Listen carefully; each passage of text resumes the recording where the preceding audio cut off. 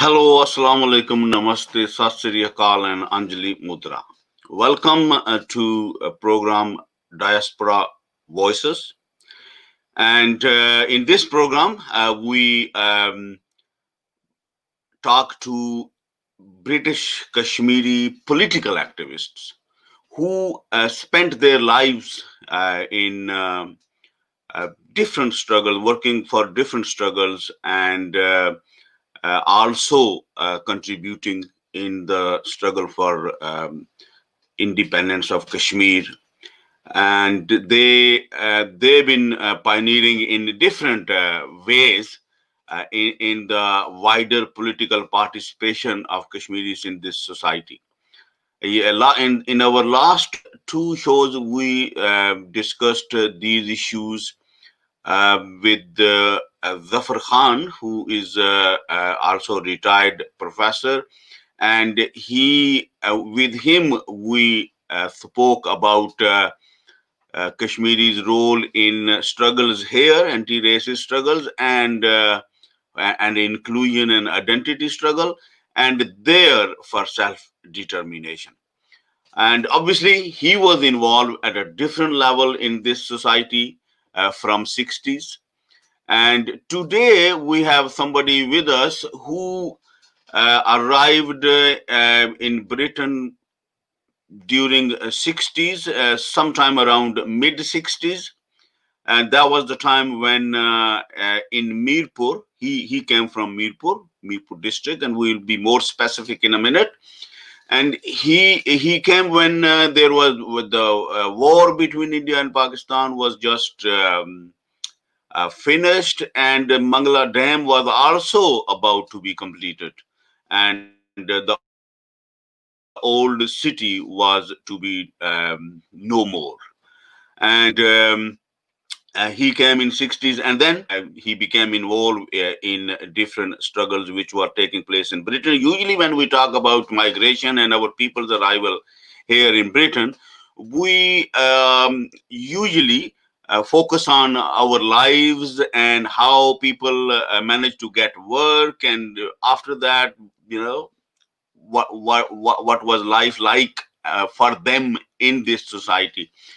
And but in this episode we want to focus more on what our people, how what participation, what contribution they made in the wider struggles in British society, because in 60s Britain was going through a lot of fundamental changes, a big transformation, I should say, after the Second World War, and obviously the um, you know, end of or beginning of the end of colonialism, and then World War, and the reconstruction of after the war, and a rise in a kind of sharp rise in migration from different parts of the world, and workers struggle here, and then, you know, the link with anti-imperialist struggles and various national liberation struggles which were taking place around the world at that time. So many of the people from Kashmiri background, Azad Kashmiri background particularly, we are talking about, um, you know, there were not many people who were involved uh, beyond their work struggles. So they obviously, almost everybody, or at least a huge number, were involved in the struggle which were related to work, working conditions, and pays, and unions, and all that. But there was struggle beyond that, which were very political struggles. And there are some Kashmiris who also participated in those struggles. And today I have with me Nazir Haq Nazish Sab, who is also a retired lecturer, and he came to Britain in 1960s, and then he was part of different struggles. So I will welcome Janab Nazir Haq Nazish Sab. Salam Nazish Sab. Walaikum Salam. And thank you for being with us today. Thank you for having me, and really appreciate your work and assistance Yeah. and attempt to really highlight the issues from different angles. Yeah. Is Thank it you. And my for voice clear? your voice has some issues still, I think, but let's hope that it will improve. Okay, I try. I will try. Yeah, yeah, Try to yeah. speak louder. If Yeah. if you kind of be clear and bit louder, maybe it Okay. will help. So, Yeah. Nazir Saab, obviously, I know you and I know about your background and your struggle, and I know that we can talk for hours to capture all your memories and experiences. But obviously, we have about an hour. So, Oh, we'll start with your life in Mirpur just before your arrival, because I when you arrived there you were about 21 years old, so obviously you have very clear memories of how it was like in Mirpur before you arrived. So what was Mirpur like when you left it in 1960? Was it 67? 60 years, around about that period, and we were actually affected by uh, Mangla Dam's displacement at that period, 64 onward. The dam people who are affected from our region were gradually being actually evacuated and asked to find new abode wherever they wanted to go. So it was a bit chaotic in a way that the people were not settling down because my birthplace was also in water. My second home with my uh, maternal grandparent, Dudayal, was also affected. So we were allotted, new land or plots in different parts of that area. So um, it was also politically quite unstable or worrying because 65 war had taken place and part of our territory was used as launching pad by the from Pakistan army to go into Indian occupied Kashmir.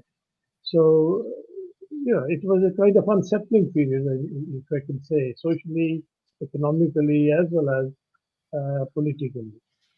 So and I was from early,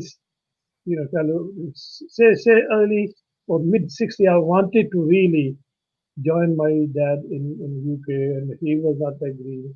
My grandfather, maternal grandfather, who was very dominant in our family, he didn't want me to be. He wanted me to have a career, but I was somehow wanted to have a career and learn more, and that was my quest to really.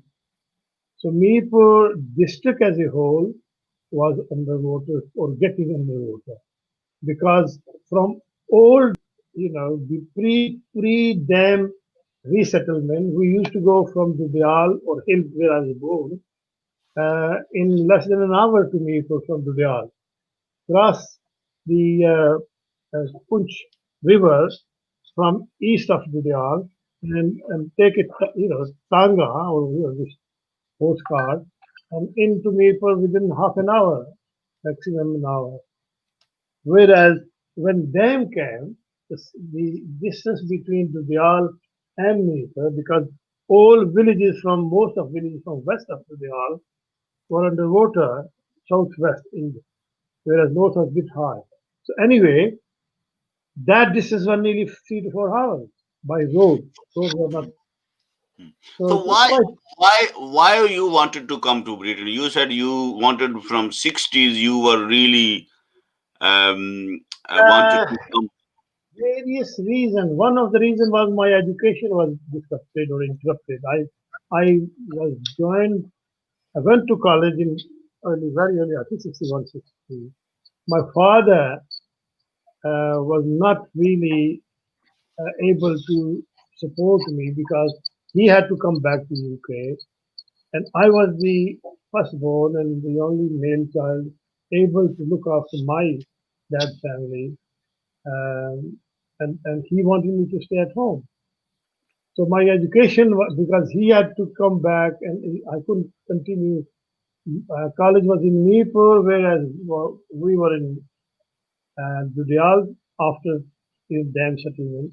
Whereas originally, Hill is a small village at the bank of River Jhelum, west from Dudyal, which has a border with Bagham, which is a field in Rawalpindi district. So from there to go to me for college would have been impossible on a regular basis. I had to settle, but obviously at that time we were still, in the process of getting out of our family home, but it was not underwater yet. So I had to really live in Meerpur, obviously with all people from that students from Andhal Alaka, which is between Dudyal and west of Dudyal. Those who were studying at college, like Yunus Rakfi was my peer, 1 year ahead of me. Aslam Lawn, for example, he was in final BA year when I went to college. Many others from Malacca. They had to live there. So either in hostel or through private accommodation. And all was self supported. Mm, So mm. these were the difficulties my family had, my dad had. So, so when you got here, Yeah. what was Britain like then? Where did you come, and what was that city like? What was life My where my you have arrived? my father was settled in Birmingham. And because he didn't want me to come, I didn't tell him. I actually told him somewhere near when I got, to UK. And he was in Birmingham having a small business, corner shop with tailoring and clothing shop. Whereas when I came, I went to London, and London was something which I had dreamt about, from my childhood stories. Uh, So my early actually interaction in London was Hyde Park. So I stayed with friends, and every weekend basis, I was looking for a job, work, And that and that friend was from Dadial as well. yeah, well, to be very first, yes, there was one or two contacts from Bujal, but then I stayed with my maternal cousin Yusuf Sani, who lived in London, and he was very instrumental in really guiding me into the whole future, my direction So of it seemed education. like if it seemed like from Dadial, people of your generation, the migration was nothing new thing. Your great from the Oh, great grandparents it was started. So was it same with your family? Did your elders came here long oh time yeah, before? yeah. The dam factor is a minuscule, very minor contribution dam has made for people from whole district people to come to UK. Majority of people have been coming from our region during the two wars. I can talk for hours. My Yeah. family, maternal family, went to Australia, Canada and UK, even between the two wars. So Mirpur district, Mirpur was already Okay. before them actually kind of So there was facilitated. long tradition of migration in Very the long, family. very Yes. long. So My nothing, it maternal, was nothing new thing. no, Okay. no, So my maternal, so so here when you arrived there, settled in Lahore, in London first. yeah. So what did you do? Did you resume your studies first, or did you have to No, do some work?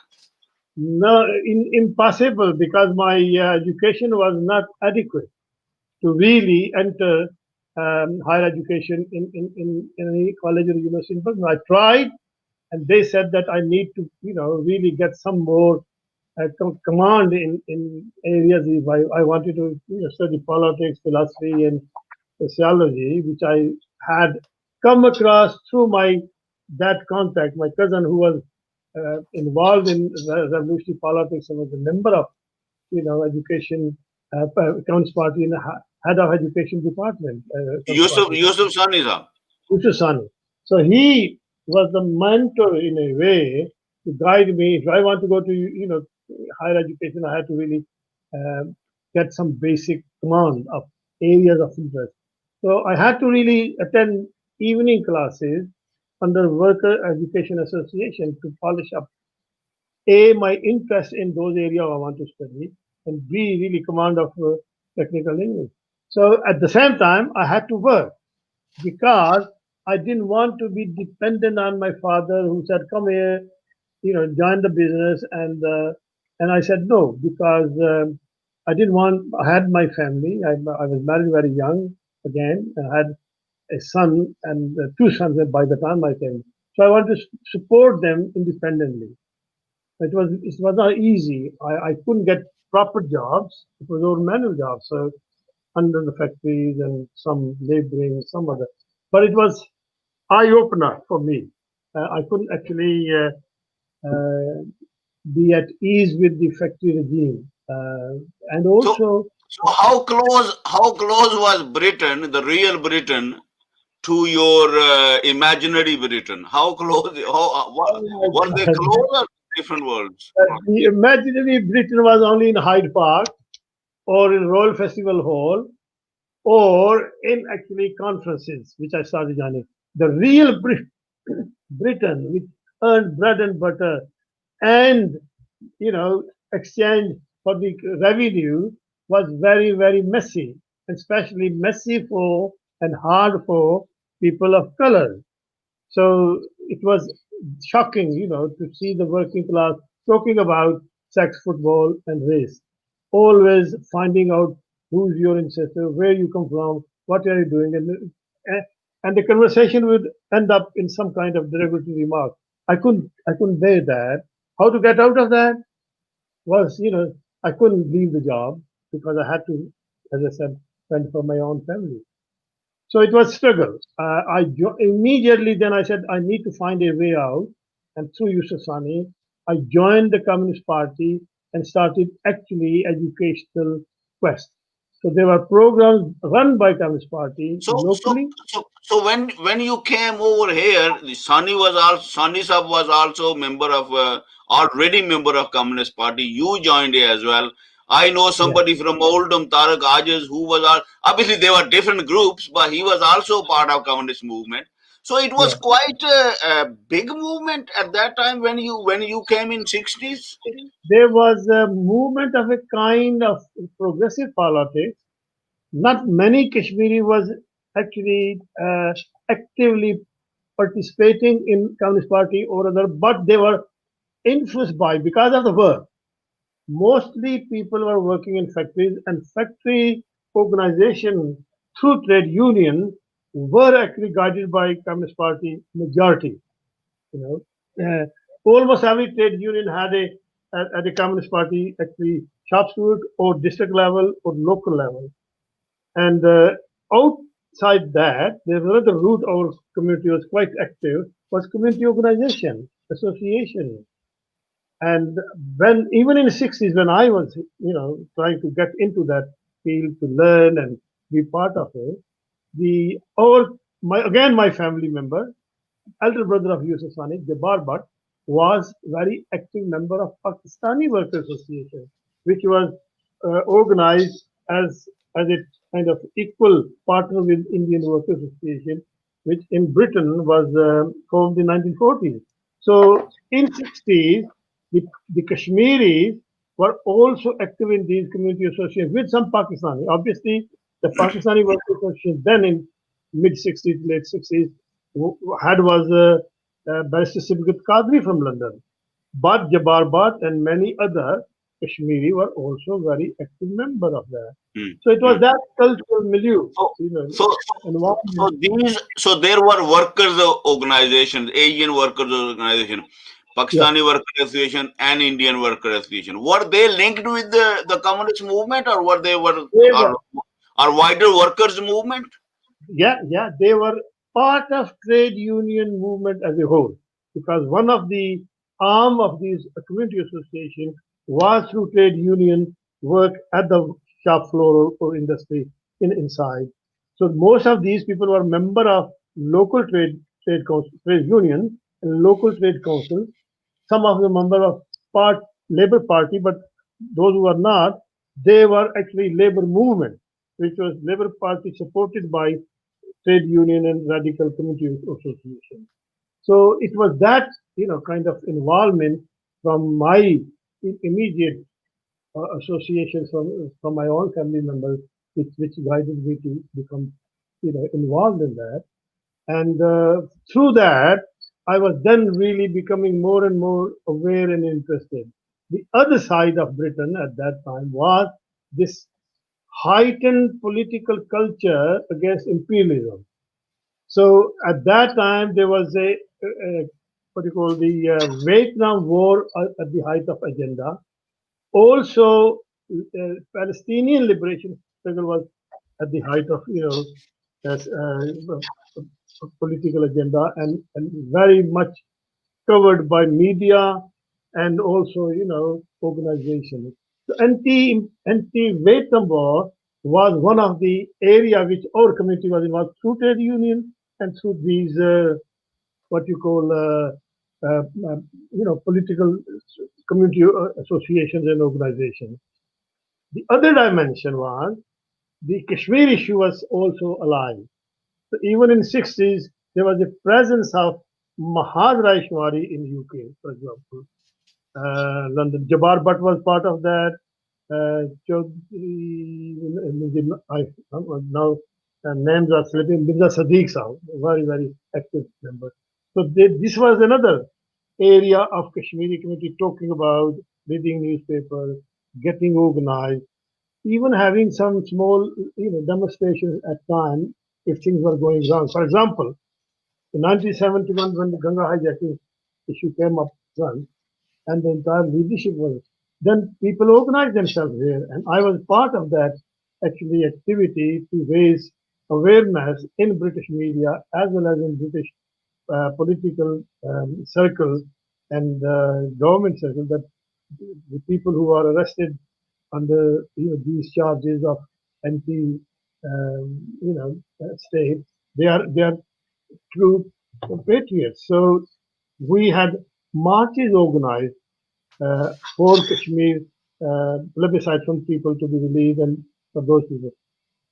So all these activities were part of my really then day-to-day life, working hard jobs, trying to earn living for my family, supporting, and then keeping my self-education route as well. So ultimately, I got to University after having won a scholarship on all that. But point is, my awareness was becoming more and more broader and deeper, and commitment was becoming more and more due to fight injustice.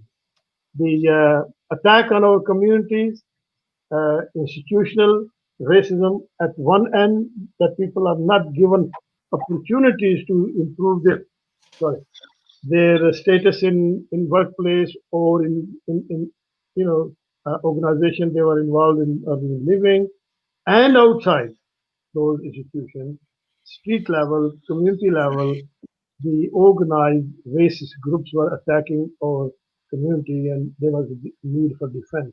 And I became, quite involved in that in mid 70 onwards as well. So it was really, it's, I, I, I can't really describe that rich political and social and cultural environment which, which I was launched into with having some actually background in progressive politics from my family, because my parents' side were quite active in Kashmiri national issues. They were member of National Conference, my grandfather, and during actually those conferences, one, for example, uh, So the your grandparents were actively involved in uh, politics of national conference yeah, before 1947 when Kashmir was divided. in United Kashmir, Yeah. the one of the national congress of national all national conference was held in Mirpur in 1938. Okay? And these are the story I heard from my grandfather. And then actually, if they Yeah, were second. I think it was second in an annual convention. Yes. in which in which I was told that Raja um, Jamhal Shiva Raja, Akbar, he Raja Akbar. Raja Akbar Sahab uh, feel a motion that this name should be changed from Muslim to National Conference. Okay, and the people who came from Indian side, not Indian side, at that time was say Valley or Jammu. Most of them were hosted by people who are already involved with the political movement. For example, my grandfather had, you know, hosted leading figures of Kashmiri leadership from Valley and then they went from my grandfather's house for 1 or 2 days into my you know ancestral home in Hill, Hmm. and there are stories And, about that. and does your family has links with Valley historically or Yeah, my grandfather's side, my grandfather had about 3, 4 big diaries he kept of going, you know, traveling to Jammu and Srinagar, God knows how many times, and because he had left some, people or some of their family members in somewhere in Valley and somewhere Kashmir was then. But we obviously after partition those links are not maintained. But my father's side,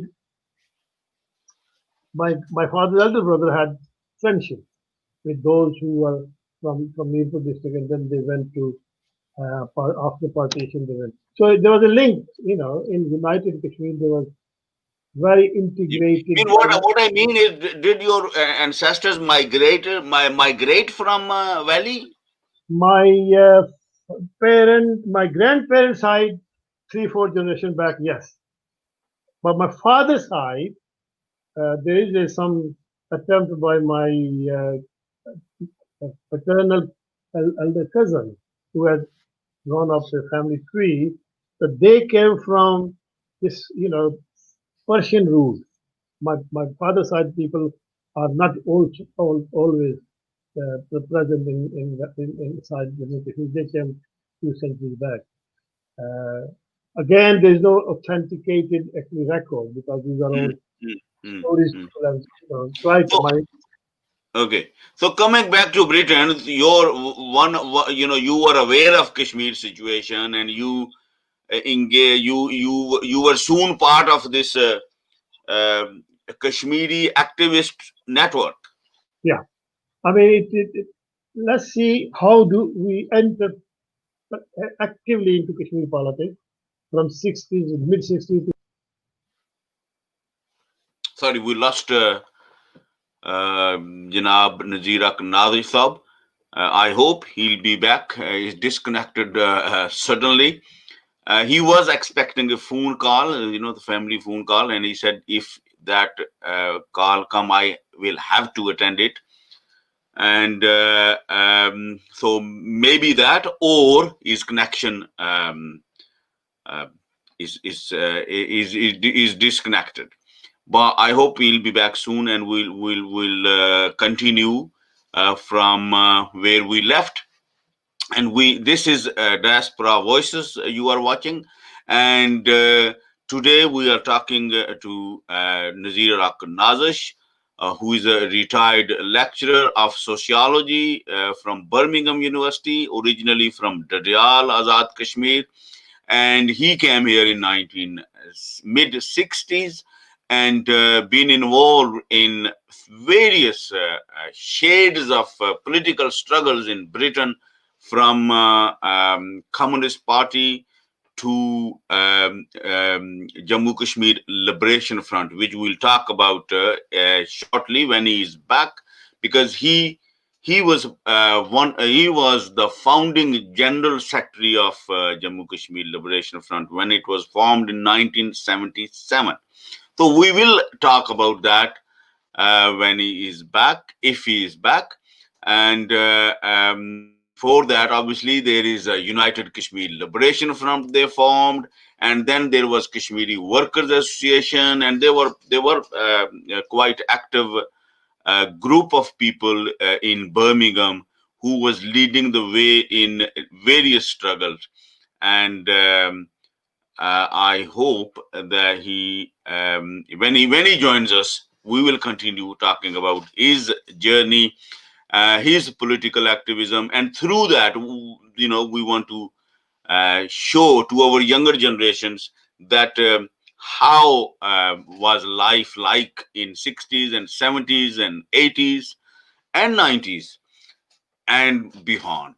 But it seems that we lost our guest, and let me check if we can, well, at least to find out what is the situation. Is he coming back?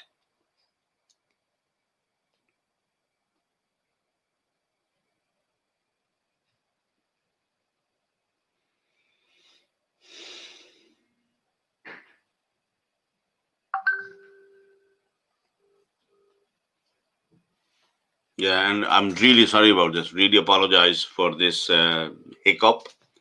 But let's see. Ji, what happened? Oh, please disconnect and retry. Yeah, disconnect the link and then try again to enter the broadcast. Yeah. Okay. All right. Okay. Thank you very much. I'm really sorry about this. This is not normal, but it happens sometime with this type of broadcasting. So I have to send him a link again, and then he should be able to join me. Let's hope that it is soon. Yeah.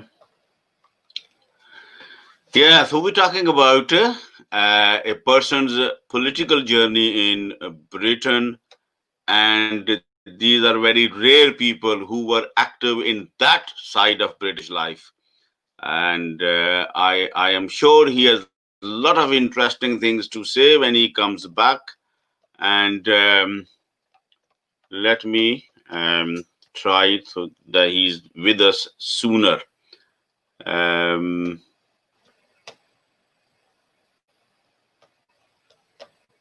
Here we go. Let's see.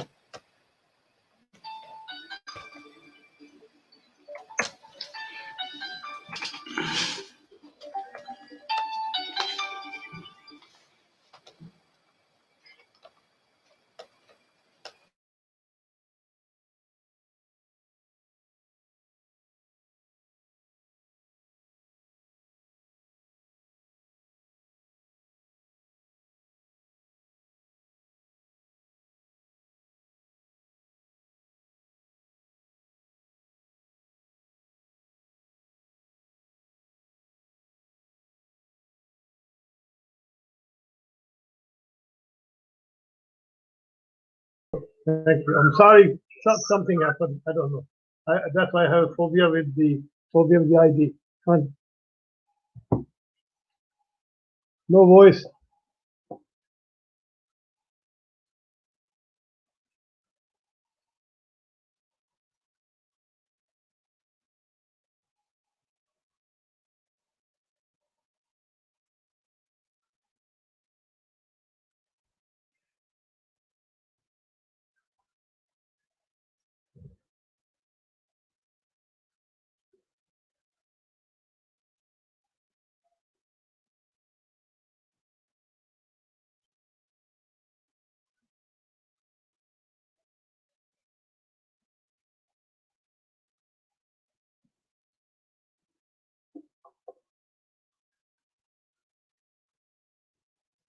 Sorry.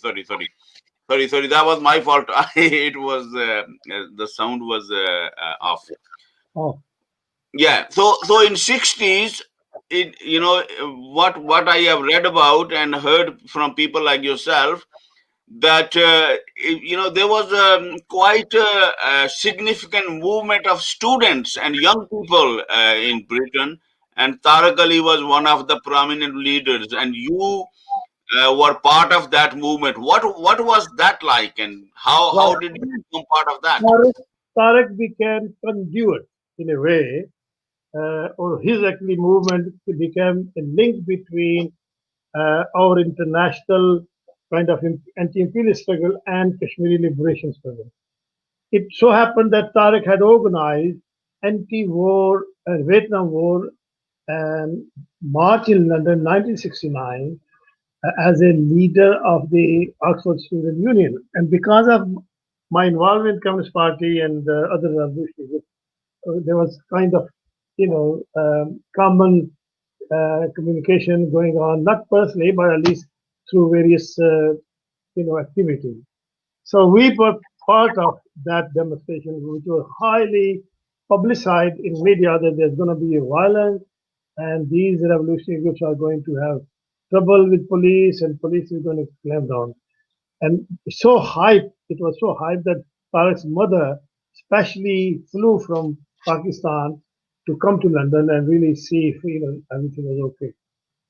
So when March started, we were me, Yusuf Sani, and one or two other member of Communist Party from Pakistani or Kashmiri community were in a different contingent at Hyde Park. But when March started, somehow through activity there was a tradition of linking arms and slogan, shouting slogan of anti-imperialism and pro Vietnam, national liberation struggle. It so happened that in one side is my side, and on one side of me is Tariq in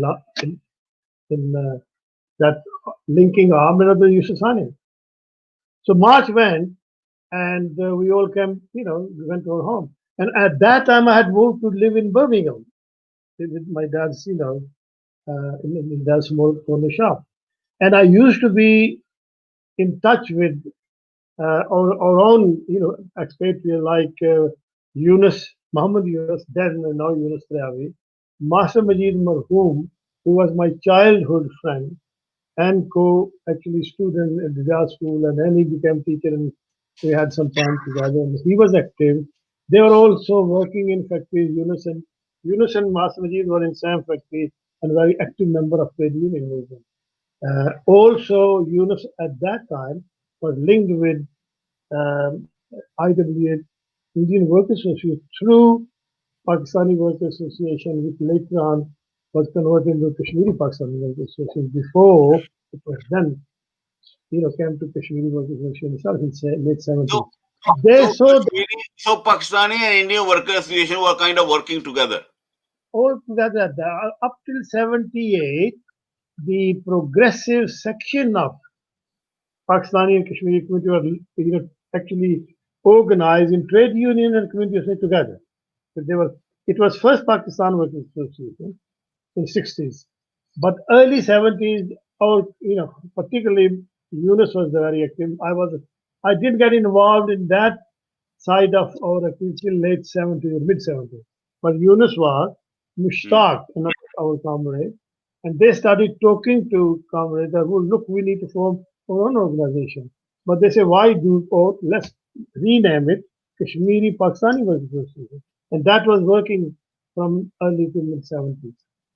They saw, Master Majid and Yunus saw this demonstration news and picture photos of that demonstration in Red Mole. Red Mole used to be published by International Marxist Group, a monthly magazine, who was run actually basically so was Tariq set up as a leader of the International Marxist Group outside, student union.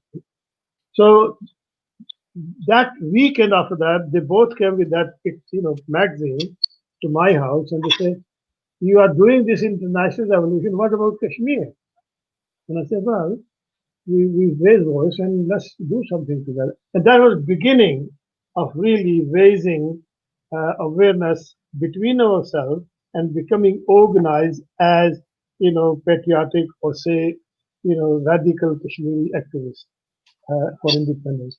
And we decided to form uh, United Kashmir Liberation Front. Okay? And myself, Majid, Master Majid, Yunus, now Trabi, Muhammad Yunus then, uh, and Bashir, Muhammad Bashir from, again, Alaka, Andral, my neighborhood in Chatrod village. He was also active in student movement with Tariq's group IMG. So we got together, and Mirza Sadiq Sab also participated, and we formed this organization called UKLF. I think it was 1960, late and 69 or early 70s.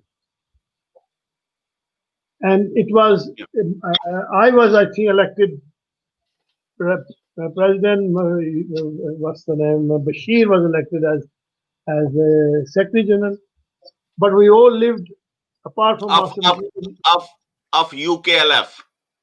Yeah, UKLF was originally first uh, clearly aware political organization of Kashmiri young radical like myself, Najib, and we started really um, producing pamphlets, small pamphlets about that Kashmir is a sovereign state, it has been occupied. So both India and Pakistan were described as occupying forces, and Kashmiris are not given actually access to each other. They are divided forcibly. So it was a question of really raising awareness of identity as sovereign subject of sovereign state. And also at that time, our passport had Pakistani passport had this stem, the subject of former state of Jammu and Kashmir, and also British citizenship was when given. It was actually that identity was carried on. So we organized that, and we started publicizing, a lot of kind of debate and holding meetings, public meetings, leafleting, and all that. And we were also linking our activities with the local trade councils, trade unions, and TUC. We were raising our voice with them that look, this is our national right of self-determination issue, and we should support. As a this activity continued, and then 71 happened. Ganga hijacking took place, and before that, the Pakistan Army's what you call the army action in East Pakistan became a major issue. So we were actively opposing through public meetings, through our literature, on retail of literature, as well as through trade union link. We were raising this awareness that people have right. They were democratically being elected as majority party, and they shouldn't be forced to submit to the military kind of brutality. So there was movement to save East Pakistan, and we were part of that through IWA. Through then by that time, Bengali community was also active, and one of the leading left-wing activists was Prasadat Tajammal Haq, named as Tony Haq. He was our, still alive, very, very close comrade and associate. So it was a joint South Asian, I would say, radical, politically radical forum, which was raising the awareness of people. So the both struggle by actually highlighting the plight of divided state of Jammu and Kashmir and the national question, as well as supporting the other national struggles inside subcontinent South Asia as well as international. And it was this kind of route which brought us to another struggle, which was against racism inside Britain. As I said, there was institutional racism which was not acknowledged or even highlighted at that time. It was organized fascist groups. Skinhead were first uh, fascist group who were against immigrants. And they were supported by people in the parliament. One of the most vocal voice against migration was a Tory MP from Wolverhampton, and he had made speeches that if this trend continued of people coming from South Asia and Africa, there will be rivers of blood, and Britain will become, diluted from its pure kind of, historical race or culture. So anti-racist struggle became part of that international. Your, your voice, your voice. Sorry, I have to mute it when you speak. Oh, I see. Okay, so so so in that environment, Yeah. the, the shared kind of experience was of racism Yeah. by all migrant communities. Yeah, it was a joint feeling or shared feeling by people of uh, different color. Black African, from African, Afro-Caribbean community was highly active, and very high numbers in many cities. Birmingham was one of their stronghold, and districts, especially a couple of districts, Henry and others. And also South Asian as a whole, Indian, Pakistani, Kashmiri, because the active racism was becoming life threatening to people in the. For example, skinheads would go and actually start beating people or throwing bricks and stones in people's homes. There were stabbing instances by the thugs, on the street. And one of the incidents which brought all of us in Birmingham, for example, together, all of us mean Afro-Caribbean, Asian, South Asian and all that, was a stabbing incident in Coventry Road, Morris Park. An Asian Pakistani guy, Kashmiri guy, was stabbed by a racist thug. And then we organized a meeting, public meeting, and from there activities, sprang up, and we started marching, having demonstrations. And also at that time, the heightened actually uh, because of the during election, the politicians who were from Tory party and some even Labour, you will be, you will be surprised that even Labour councillors in Black country in West Midlands were raising these slogans that you know uh, immigration is an issue, or jobs are taken by these people who come from abroad, and they are not integrated with their threat to our culture. One of the councillors is on the record in archive that no actually blacks or dogs were allowed in. So housing was one of the major issues. People were really putting stickers. So all things like street level racism forced us to defend ourselves. And for example, my parental home, my uncle's house was thrown bricks in '78 in Alamgad area where his family was living inside, and I was living in the district. That forced us to get together, organize ourselves, and actually created Kashmiri Workers Union was born out of that struggle. And so it's a combination of really lived So various, experiences.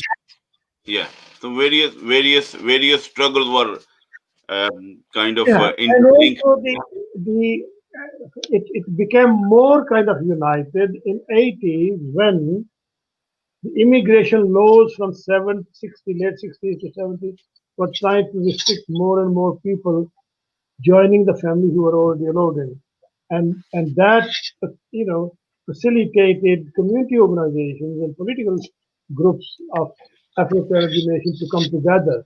And another collective actually struggle was formation of Afro-Caribbean, Afro-Asian, and Afro-Caribbean United Front.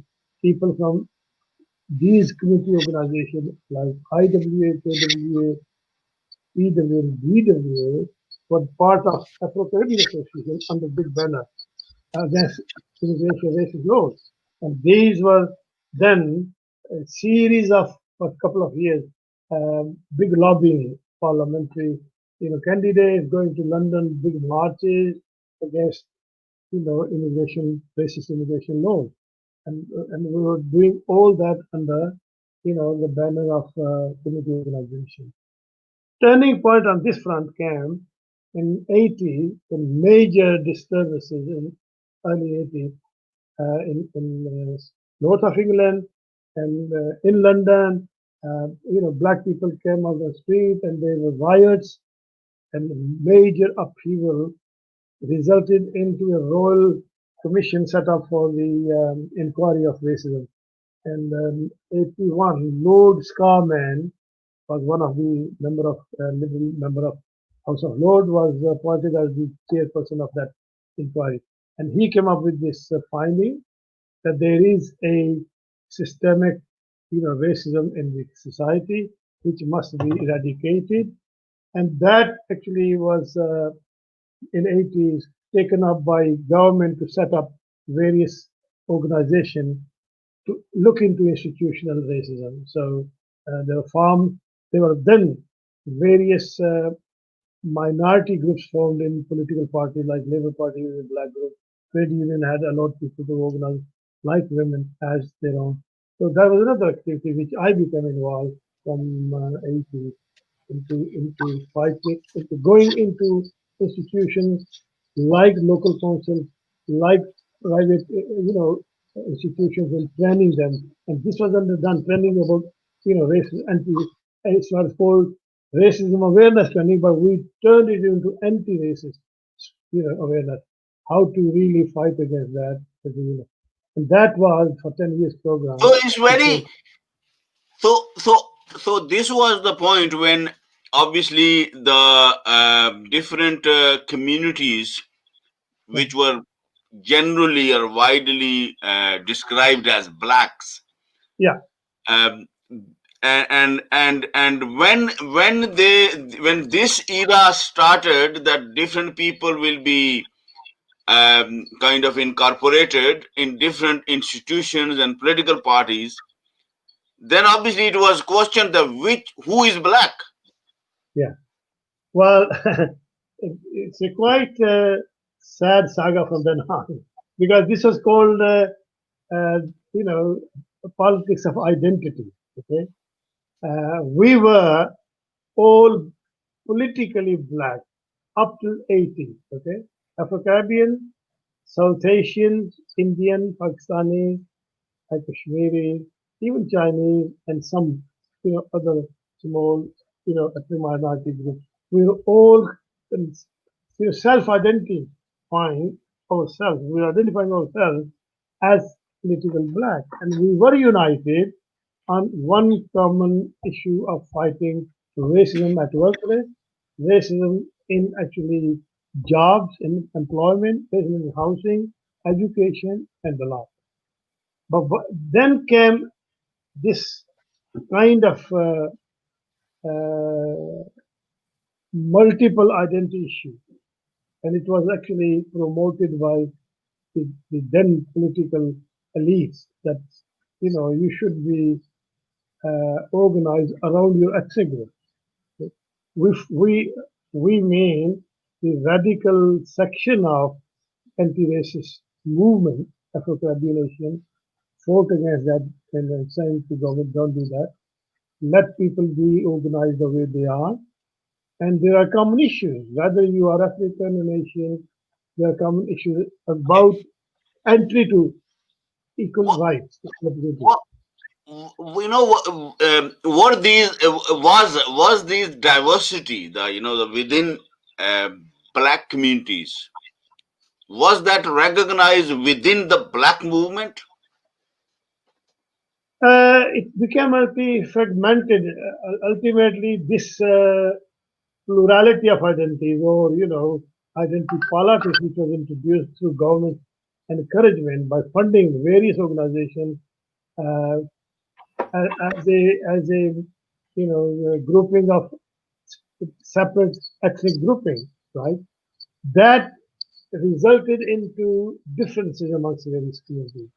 Although, for example, up to 80s, there were an acknowledgement of actually language issue at workplace and translation, and they were done in all languages. People from different communities were consulted, and like NHS, education, and various big employers would really advertise their information into community languages. And there was a big program on BBC which was to even sensitize British English professionals to be aware of some community languages so that professionals, when they really interact with people of first generation who are not able to speak English, they should be able to listen to them in Hindi.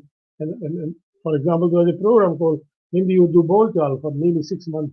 I was part of that program as a consultant, and we published books on that with some college university colleagues.